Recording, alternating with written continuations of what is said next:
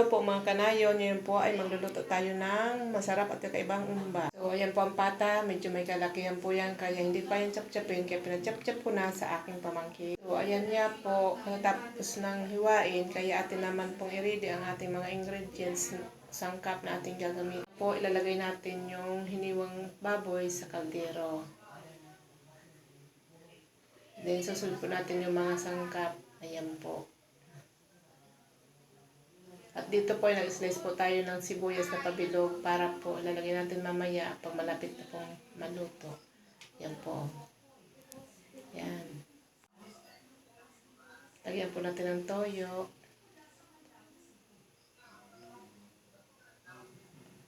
At kunting asukal. Yan po.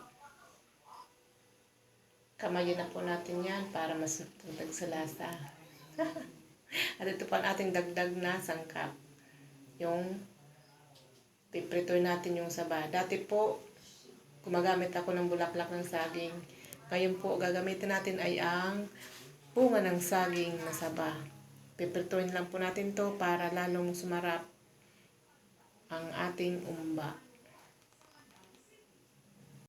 So, ayan po, malapit na po siya mag-golden brown. Ayan na, luto na po siya. I-side pa side po muna natin siya. At pakukulaan naman na po natin yung ating hiniwang karne. So, ayan nga po. At malapit na po siya maluto. Kaya ilalagyan na po natin siya ng konting suka. At ilalagay na po natin yung saging. Ayan. Sarap. O, ito na po yung ating umbang may saging na saba. Sarap. Yummy. Thank you for watching.